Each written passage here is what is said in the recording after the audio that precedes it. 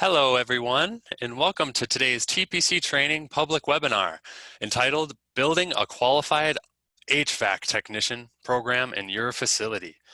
Our goal today is to really break down the process and break down just a little bit more best tricks of the trade around getting truly qualified HVAC technicians, what the term qualified really means, and giving kind of a path that technicians can follow to become qualified HVAC technicians in your facility. And we're going to kind of break it down between the state level and also the employer level here in this brief session here. But before we kind of dive into the meat and potatoes here, I would like to just let everyone know that this session is not just a one-way communication. You can always be talking back to me during this session through the Q&A line. So if you have any questions you'd like to ask during this session, you can look at your toolbar along the bottom. You see a bunch of different icons there, but one of them should say Q&A. So you can type in any question you like into the Q&A section, and I'll be able to answer as many of those as I can toward the end of the session. Also, just want to let everyone know that this session is being recorded and will be posted to TPC's website for you to watch back anytime you want. And I'll be sending that link to all of you who have registered for this webinar in email within 2 business days of this session, as well as a PDF presentation, copy of this presentation.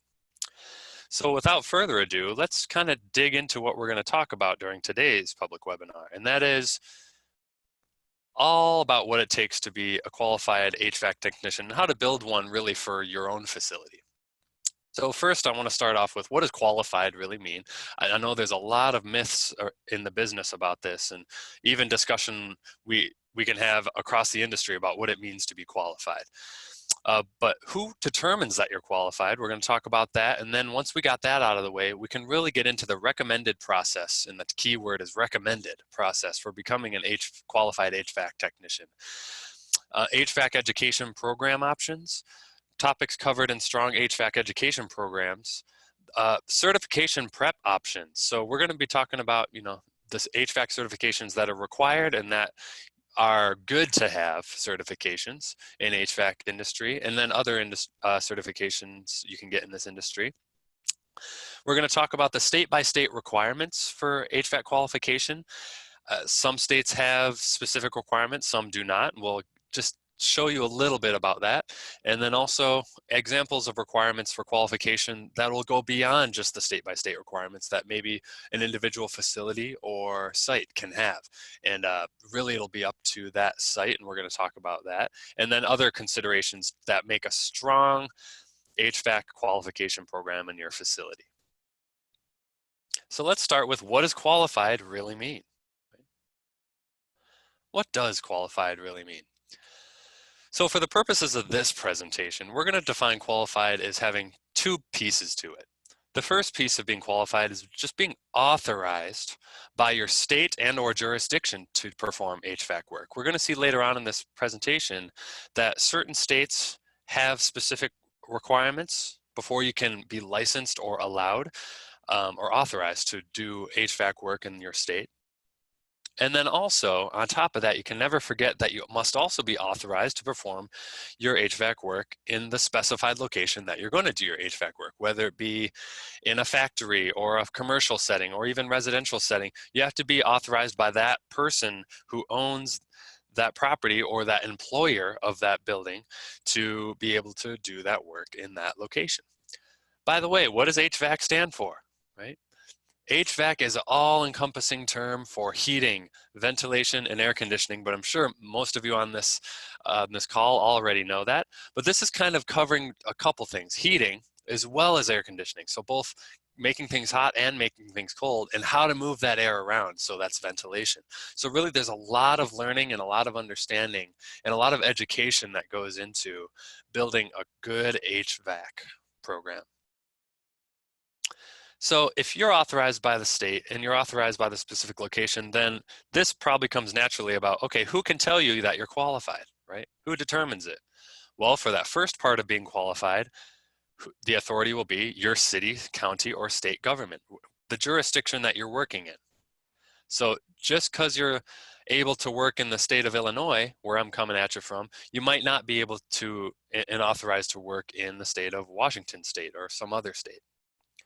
And then the second part of being qualified you must always refer to is that individual facility or that employer. And if you're employing your own HVAC technicians on site, really you are the one and only person responsible for whether they can or cannot do the HVAC work on your site and what you require beyond those state, county, and city requirements. So really, this is going to be the architecture by which we go through this program of becoming a qualified HVAC technician in someone's facility. And now this, again, is going to be a process I'm going to lay out here in a little block chart for you, but this is a recommended process that I would recommend and TPC would recommend.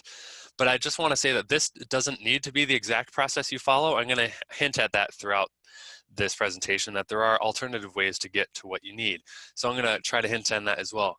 So to start off your process, definitely it starts right out of high school, getting that high school diploma. Again, doesn't need to require a high school diploma, but in most cases, getting you started can be right out of high school and getting that diploma or GED.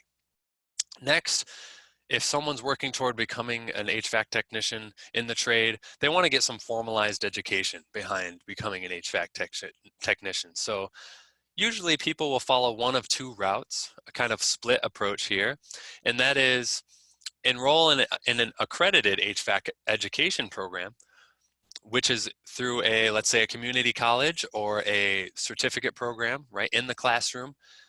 Or they can take another route and do the more industry and work-related approach, and that is an HVAC apprenticeship, working in the skilled trades under someone as a journeyman or master HVAC technician and learning from them. And this is a little bit longer of a process. It takes 3 to 5 years. Or, as some might say, why not both, right? Really, you can approach this approach to education in a number of ways. Now, once you've gotten education on HVAC and what it means on the job, in the field, through an apprenticeship, now it's time to really work toward getting certified, right? So you don't want to just jump into getting certified, but you do want to make sure you're preparing properly for that certification. So there's a number of things out there in this industry that help you get certified for HVAC, and we're going to talk about what those certifications are. But there's exam prep materials, there's self-study, there's online courses and classroom courses that can get you prepared, and we're going to break that down later. Then comes the certification itself. I will say that there's one nationally required certification that anyone must have if they're going to be doing proper HVAC, particularly air conditioning related work, and that is the EPA 608 certification. And then other certifications you can achieve. You can get certificates from TPC Training on completion of our training programs. Jade Learning offers International Mechanical Code. ESCO, NATE, which we're going to break down, RSES, the Refrigeration Services Society.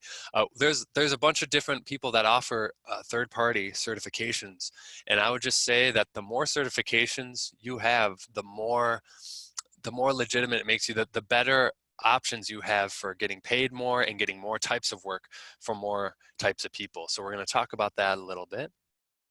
And also I want to let you know, and this is kind of the next part, is acquiring that license, acquiring that authorization in your select jurisdiction to do HVAC work. So now that you got the certification under your hands, by the way, the certification is accomplished in almost every case by an exam, right? Testing into that, testing your knowledge and abilities on paper, but some certifications also include a hands-on skills assessment as well. So then going to your state, going to the individual office in that state that's in charge of whether you can do HVAC work and getting that license and meeting those minimum requirements. Usually lots of paperwork there. Then can you just go around and start fixing people's air conditioners? Absolutely not, because the last step, maybe most important step, is acquire that qualification, that authorization to work for that individual location, that facility, or that employer, I will call it. And in many cases, these facilities will require additional requirements on top of maybe just a license. Or maybe they won't require a license because you're not in a state that requires a license, right? So in many cases, the individual site or the individual employer will require their own requirements above and beyond the state requirements. So what I mean by recommended here, here's the whole process laid out as I would recommend it, but there's a bunch of different ways you can go through it. For instance, You can go straight out of high school and kind of skip the whole accredited HVAC programs and apprenticeship steps and just be, learning air conditioning on the job in the field from someone you know or someone you've worked with for long periods of time, and really just get that knowledge on the job and be starting to prepare for that certification when you feel like you're ready. Or you can go from the HVAC certification, get that 608, which you can't avoid, right? You can't really skip getting the 608 if you want to be in compliance with the federal law on this. But you might want to skip the license, right? In certain states, the license isn't required. So you can go directly from having a certification in HVAC to being able to work in certain facilities just like that, because that's all they require. So really, this path can take a lot of different forms. So my goal over the next couple minutes or so is to break down each of these steps from the formal education options you have all the way through to what your individual qualification requirements should be in your facilities. So let's start at that first step out of high school, and that is HVAC education programs, right? So these are offered in, a number of different places, but mainly you'll find them offered at technical community colleges in your area, maybe through third-party professional technical training courses like TPC Training, for instance, and trade school apprenticeship programs that have journeymen and master electricians, contractors doing the work, and you work under them to learn the tricks of the trade.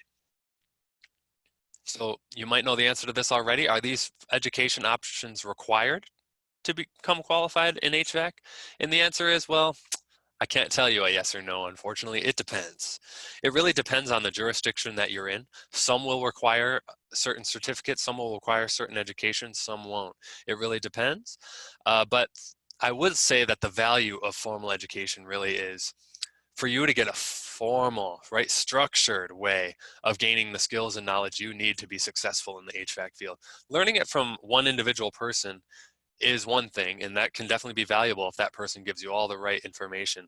But knowing the latest in the industry, all the latest in technology that's out there is really helpful.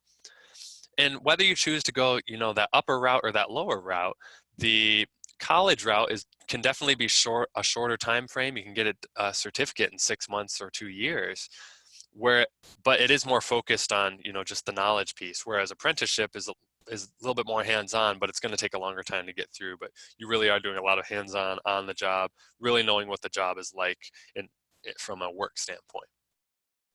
So if you're looking to say, okay, what should be in these education? This I just figured would be a fun way to break down what are some topics that will be covered in some strong HVAC education programs. And maybe I want you to consider are you equipping your technicians that you're employing? Maybe some of you on this line are going to employ HVAC technicians or contract HVAC technicians in your facilities. What they should know and what should be covered in strong HVAC programs. First and foremost, thermodynamics, right? The study of heat and energy and how it moves, right? So HVAC technicians, the best HVAC technicians out there, have a full grasp of how heat flows from one place to another, from hot to cold, or cold to hot in most cases, in every case actually.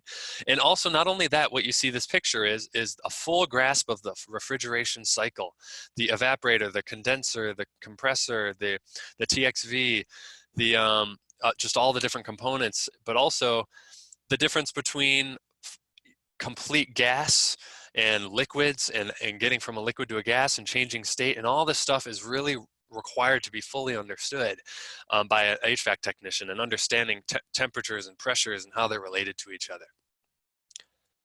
And then troubleshooting methodology, right? This is that hands-on component, understanding how to solve problems, really. It's amazing how little this is focused on in some cases, where being able to problem solve any problem from basically step 1, step 2, step 3, knowing how to communicate with people that you need to get information from, how to ask the right questions, how to use your metering and measuring devices and understand what the readings mean, and then what to do about them. Then hands-on practice, right? So really getting that practice hands-on on real air conditioning systems, real heating and ventilation systems. So what you see this picture here is from our TPC training hands-on air conditioner class, brand new in 2020 here. But you can get this in the classroom like you see here, or you can get it in the field through an apprenticeship, really, but it should be part of any good education program. And knowing the tricks of the trade, you know, here's this little service port here that you usually use. You'll find it underneath this component or underneath that component, or touch it and it feels hot. This is what that means. That kind of stuff. Really, it's amazing what you can learn in a safe learning environment from an expert. And I'd be remiss in ever saying that safety, right? Safety is utmost importance, and that's really where this EPA 608 certification comes from. What that is, and we're going to dive into that a little bit in a second. If you're handling refrigerants, refrigerants are very, very hazardous chemicals in a lot of ways. And knowing how, A, to handle the containers like the cylinders of these refrigerants, but also B, how to pull them out or recover them from the systems and charge them or put them back into the system in a safe manner. Not only that, understanding your codes. So understanding the International Mechanical Code, the IMC. Jade Learning offers, you know, teaching in that, but all the kind of codes required. Electrical, right? If you're going to open up the electrical cabinet from a 480 volt compressor for this thing, are you protecting yourself in the proper way? You really got to know these things. And by the way, just wearing gloves is not enough. Proper usage of your tools and equipment. I'm sure many of you HVAC people on the line here see what these are, and you can see how they've probably evolved over the years.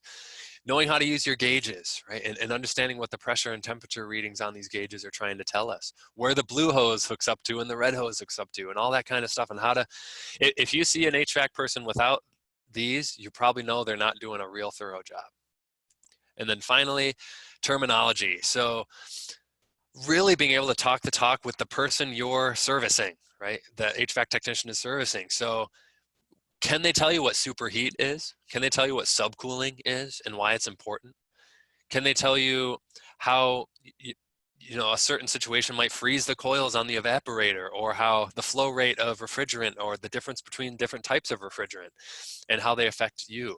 All these kind of things. And not only that, but humidity levels, right? So understanding just all these different terminology. This is really just a snapshot. There's more here when it comes to this, but these are some of the real building blocks. So you got all this knowledge, you're getting ready for that exam, which we're going to get into in a second, but how can you prepare for that exam, right? Maybe it's been 2 years, maybe it's been 5 years since you actually went to college for this. Now you got to get that certification. You've forgotten it all. Well, to help you remember that, we always have certification prep options out there in the industry. You can take these prep courses through professional technical training courses, let's say TPC Training or any other training company, self-study courses. And so basically you can be given self-guided modules online, or self-study courses where you can flip through at your own pace and just get to learn them through these big books and study guides. You see ESCO Institute here offers a really great EPA certification exam prep manual, or you can take a class to get prepared for HVAC certification, EPA 608. So let's talk about, now it's time to get certified. Again, this is achieved by passing an exam.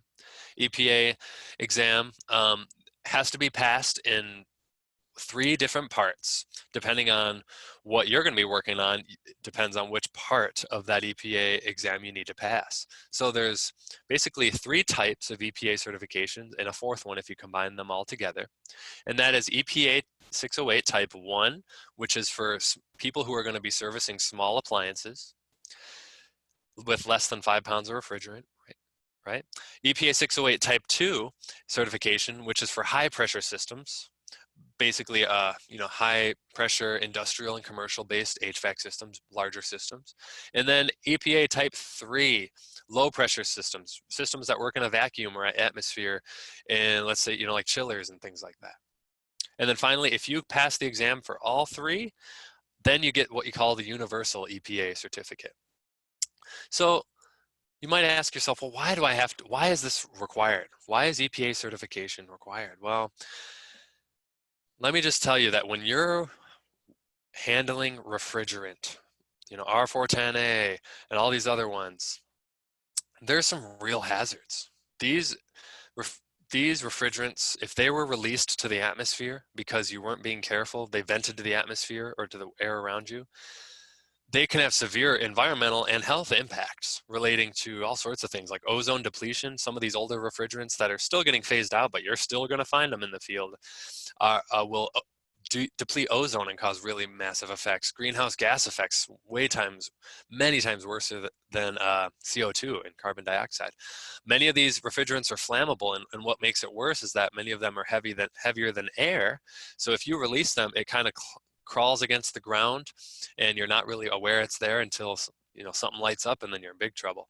And then negative health effects, right? So refrigerant can really have negative effects to dizziness and getting sick if you ever have exposure to this stuff.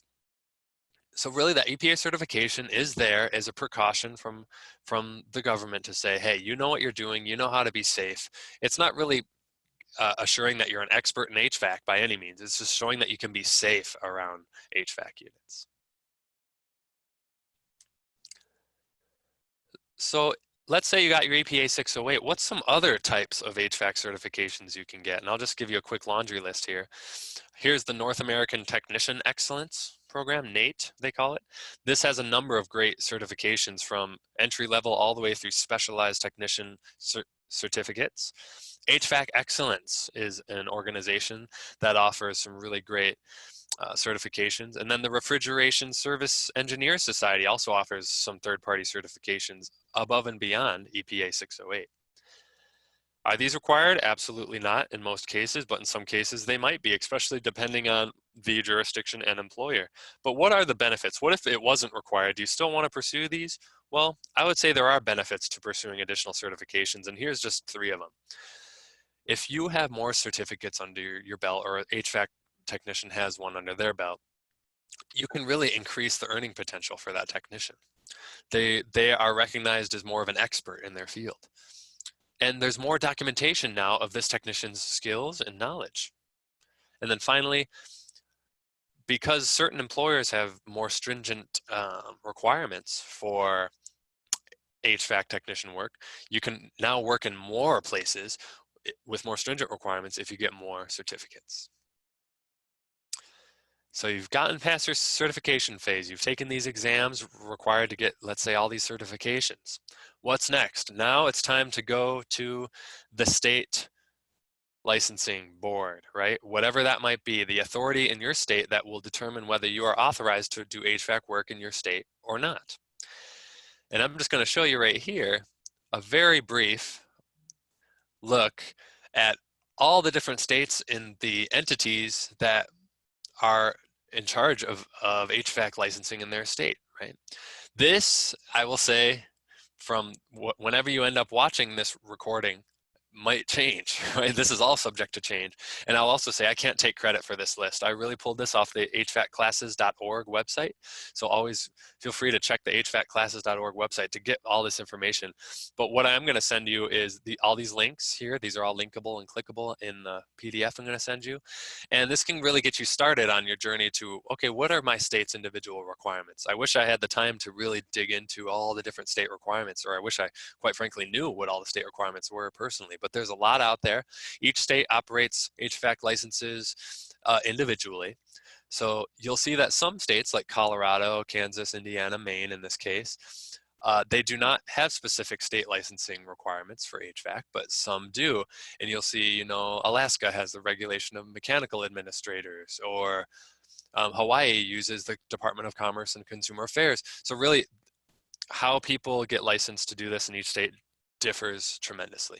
But you must make sure you're following your state's requirements before you start working on commercial, industrial, or residential air conditioners.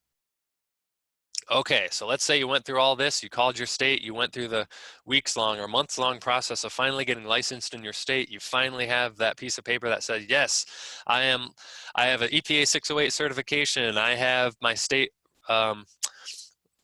permission and authorization to work in my state or my county or my city. Now I'm going to get to work, right? Well, not necessarily, because the next person, if you might remember from the process, is after you get licensed in your state, now you have to make sure you're meeting the requirements for your site, right? Or for the location. They might have some additional requirements for you beyond the certification. And this is where if you're logging in from the facility side or from the employer side, you say, what should I set up as a good HVAC Technician Qualification Program? Well, here's some examples of things an employer might require on top of their certifications or to go along with it. Maybe you'll require that they need to complete a minimum number of instructor-led courses, all about air conditioning and how to maintain it. There's a bunch of companies, ourselves included, that do air conditioning training on a more regular basis, maybe every 2 or 3 years. It's all up to you.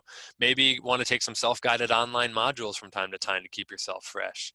Maybe you got to read air conditioning and heating and thermodynamics books to keep yourself up to date. On-the-job training, I'm sure many of you are going to have a key critical component of your programs is on-the-job training, making sure that they know how to do this on the job, hands-on. Maybe you require the license, maybe you don't. Maybe you require a high school diploma, maybe you don't. Maybe you require a college degree to do HVAC work, or maybe you don't. Maybe they can come in off the right off the floor or right off the street and start working on your stuff. Maybe you require they'll be there for 1 year or 5 years with your company before they can start doing HVAC work. I know many of these medical facilities having the perfect temperature for what's being stored in these medical facilities is absolutely essential. So do you want to trust that with someone you just came off the street, or do you want to give them some time to acclimate and understand your equipment first? Minimum years in the HVAC field. I know a lot of companies like using technicians that have a minimum of 3 years or 5 years or 10 years or have reached master status or journeyman status, right? Or you might have just additional exams or tests you want these people to follow, or additional hands-on skills assessment. Keep all this in mind, but just know that the decision is completely up to you as the employer. Let's say you are the safety manager, or you are the plant manager, or one of the maintenance managers, or HVAC technician manager of your facility. It's really all up to you as the representative of your employer to determine what you require and what you don't. But here's what you need to consider from the facility side here. Here's what to consider. Well, here we go. The documentation of your requirements for qualification. I can't stress enough that if it wasn't written down, it never happened. Okay? So if you don't write down what your requirements are for qualification, then how is anyone supposed to know what they're working toward and what you're setting yourself up for? Because really this comes down to liability, right? Whether you're willing to assume liability for this technician doing work in your facility, you're taking responsibility for their safety and for their health. And did you know that even contractors that you contract in to do HVAC work, you're still responsible for their safety and health if they're doing it on site at your facility. So be careful. Develop job qualification levels. So make sure, again, this is all kind of documentation related. So do you have a clear list of what it takes to be an HVAC technician in your facility? Do you have a clear list of, let's say, level 1 technician, level 2 technician, level 3 technician in your facility and what it might take to be there? Technician 1 requires 1 year in your facility. Technician 2 requires 3 years in your facility, or whatever it might be. Develop a curriculum path. So if you do believe in the value of, let's say, instructor-led classroom training or self-guided modules or certain books, why not develop a path by which they can take this class and then read this book and then take these series of online modules and then enroll in this program, maybe at a local community college, to get your people through a path. Then at the end of it, they will be qualified to do the work in your facility. It's always going to be good to write these things down. Not only that, but as many of you know who have ever taken troubleshooting courses with us or others, that the most important thing you can have when you're troubleshooting a machine or troubleshooting air conditioning or heating system is to have the schematics for that system. So I'll pose the question to you all on the line here, and that is, do you know where to find the schematics? All the, let's say, wiring diagrams and the P&IDs, the process and instrumentation diagrams and the SOPs, right? The standard operating procedures for your systems. that technicians can access and use for their own benefit on the job. Because without those, it gets 10 times harder to troubleshoot. I think all of us know that. You got those gauges in one hand, but then all the schematics and stuff in the other. Lockout tagout procedures is another one. If you ever need assistance getting some of that documentation together, you should probably work toward that. Having a documented meeting at the time of qualification. This is another important one. When does a person go from not being qualified to being qualified? There has to be some documented record of their qualification on file.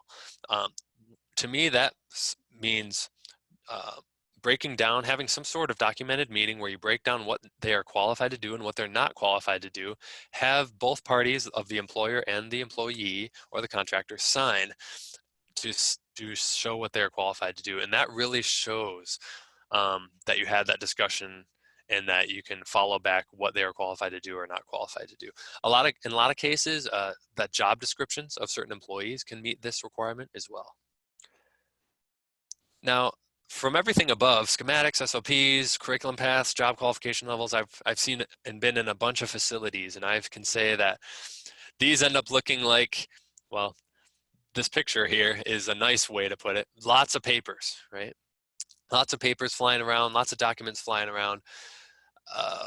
Things can easily get lost track of, especially if you're signing different forms for qualification and making people, sign off on training documents and that kind of stuff. So what I want to urge you all to do is consider electronic documentation of all the above. So really this prevents a number of things, especially if you're in a manufacturing or industrial environment. Prevents documents from getting lost or destroyed. You spill coffee on it, you spill it, in just a big tub of lubricant or grease or something, these documents are destroyed, you're out in the field. So there's electronic documentation solutions out there. On our end, there's TPC Operate to hold all your schematics in one mobile platform. There's mobile fillable forms, so you don't have to fill out these on-the-job training forms on paper. You can actually do them online using an iPad or a tablet and keep them secure online. And remember, again, contractors are the facility's responsibility too. So as I close up for the day, I want to, again, welcome you guys to start the Q&A, and I'll start getting some questions answered. But also, how do you know you're qualified? Again, keep this in mind. If you remember anything from this, it's this one. If it wasn't written down, it never happened. Now this, you can imagine OSHA telling you this. Okay, this is right out of the mouth of OSHA, the Occupational Safety and Health Administration. If anything goes wrong in your facility, if anyone gets hurt, God forbid anyone gets hurt in your facility, but if it ever happens, they're always going to come knocking to say, was that person properly qualified to do your job? And if you say, of course they were, they're going to turn around and say, prove it. Prove that they were properly qualified. And that's where all these written documentation of your requirements for qualification in HVAC and everything else will be essential. So if it wasn't written down, it never happened. So then by that kind of logic here, a proper HVAC technician program in your facility will include clearly documented set of requirements to be qualified for certain tasks and not others potentially, documentation of the qualification, right? Like that meeting where they become qualified, and then the signature of the employee and the employer is always good to document the fact that that meeting and that discussion happened. So that's a lot. That could be a multi-year, this could be a multi-month, if not multi-year process of getting someone to be properly qualified in your facility. Any questions before we close up? I'll just slowly wrap up here, and if any questions come in, I'll help answer them. If you'd like to learn more about how to implement a qualified HVAC technician program in your facility, I know there's a lot of ingredients here. Just call us at TPC Training. We're happy to help you. There's an email box where we can answer any inquiry at sales@tpctraining.com, or just call our main phone number. You can ask for me, Ryan Smith, if you like, or you can just talk to any one of our specialists here, and we're kind of experts in the training industry. Let's see. Yeah, so I see that there are some issues of people's screens not moving. Yeah, sometimes internet connectivity can make it look frozen. So hopefully you guys are still tuning in.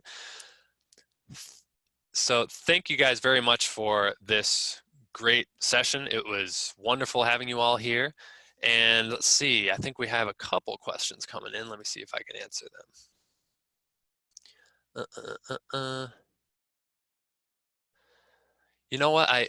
Someone asked, what is my opinion of the NCCER, that is the National Center for Construction, Education, and Research HVAC training curriculum?